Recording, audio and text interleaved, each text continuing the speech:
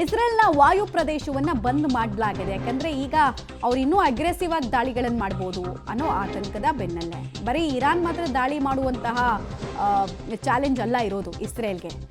Iran ಸಾಕಿರುವಂತಹ ಹಾವಿನ ಮರಿಗಳಿದಾವಲ್ಲ, ಹಾವಿನ ಮರಿಗಳಂದ್ರೆ ಯಾವುದು?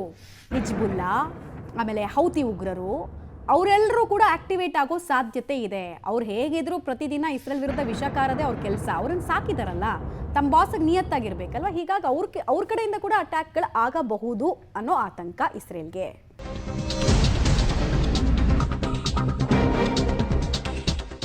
ಇರಾನ್ ಮೇಲೆ ಅಮೆರಿಕ ದಾಳಿಗೆ ಸಂಬಂಧಪಟ್ಟಂತೆ ಮಾಹಿತಿ ಕೊಡ್ತಾ ಇದೀವಿ. ವಿಶ್ವಸಂಸ್ಥೆಯ ಮೊರೆ ಹೋಗಿದೆ ಇರಾನ್ ಅನ್ನೋದ್ರ ಡೀಟೇಲ್ಸ್ ಸಿಗ್ತಾ ಇದೆ. UN ವಿಶ್ವಸಂಸ್ಥೆಯ ಮೊರೆ ಹೋಗಿದ್ದಾರೆ. ತುರ್ತು ಸಭೆ ಕರೆಯೋದಕ್ಕೆ ಇರಾನ್ ಮನವಿ ಮಾಡಿದೆ. ಅಂದ್ರೆ ಇರಾನ್ಗಾಗಿರೋ ಡ್ಯಾಮೇಜ್ ಅನ್ನು ನೀವು ಅಂದಾಜು ಮಾಡ್ಕೊಳ್ಳಿ. ಇಲ್ಲಿ ವಿಶ್ವಸಂಸ್ಥೆ ಭದ್ರತಾ ಮಂಡಳಿಗಳಿಗೆ ಮನವಿಯನ್ನ ಮಾಡ್ಕೊಳ್ತಾ ಇದೆ ಇರಾನ್. ನಮ್ಮನ್ನು ಕಾಪಾಡಿ, ಹಿಂಗೆ ಹೊಡಿತಾ ಇದ್ದಾರೆ, ಅದರಲ್ಲೂ ಒಬ್ರಿದ್ದವ್ರು ಈಗ ಇಬ್ಬರಾಗಿದ್ದಾರೆ, ಮತ್ತೆ ಅಮೆರಿಕ ಎಂಟ್ರಿ ಆಗಿದೆ.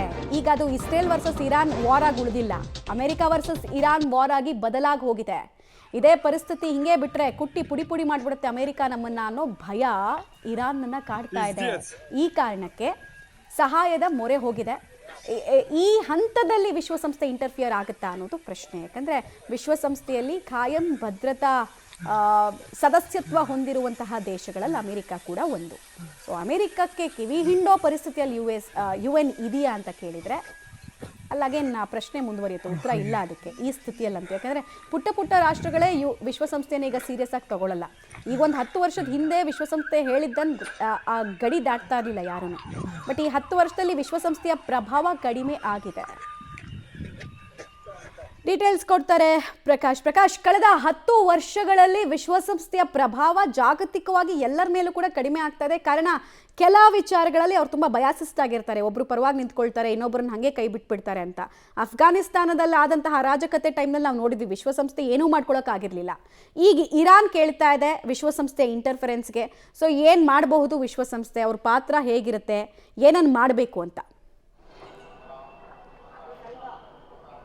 ನೋಡಿ, ಜಾಗತಿಕ ಮಟ್ಟದಲ್ಲಿ ಶಾಂತಿ ಮತ್ತು ಭದ್ರತೆಯನ್ನು ಕಾಪಾಡುವಂತಹ ಪ್ರಮುಖ ಧ್ಯೇಯ ಮತ್ತು ಉದ್ದೇಶವನ್ನು ಹೊಂದಿರುತ್ತೆ ಈ ಒಂದು ವಿಶ್ವಸಂಸ್ಥೆ.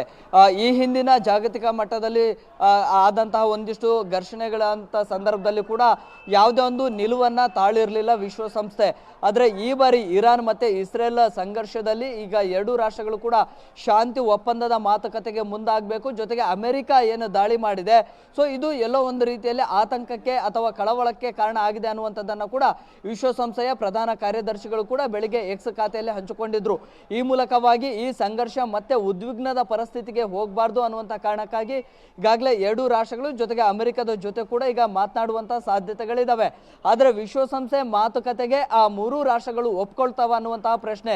ಈಗಾಗಲೇ ಇರಾನ್ ಮತ್ತೆ ಇಸ್ರೇಲ್ ಆರಂಭಿಕ ಹಂತದಲ್ಲಿ ಎರಡೂ ರಾಷ್ಟ್ರಗಳಿಂದ ಕೂಡ ಯುದ್ಧ ವಿರಾಮಕ್ಕೆ ಸುತರಾಮ್ ಒಪ್ಪಿರಲಿಲ್ಲ. ಈಗ ಇರಾನೇ ಈಗ ಯುದ್ಧ ವಿರಾಮಕ್ಕೆ ಈಗ ಮುಂದಾಗಿದೆ. ಬೇರೆ ಬೇರೆ ರಾಷ್ಟ್ರಗಳ ಸಹಾಯದಿಂದಲೂ ಕೂಡ ಅಮೆರಿಕವನ್ನ ಮಧ್ಯಸ್ಥಿಕೆ ಮಾಡಿ ಅಂತ ಹೇಳಿ ಒತ್ತಡವನ್ನು ಕೂಡ ಹಾಕಿತ್ತು. ಆದರೆ ಅಮೆರಿಕ ಅದಕ್ಕೆ ಸೊಪ್ಪನ್ನು ಹಾಕಿರಲಿಲ್ಲ. ಅಮೆರಿಕ ನೇರವಾಗಿ ಇರಾನ್ನ ಮೇಲೆ ಇವತ್ತು ಮಧ್ಯರಾತ್ರಿ ದಾಳಿಯನ್ನ ನಡೆಸಿತ್ತು.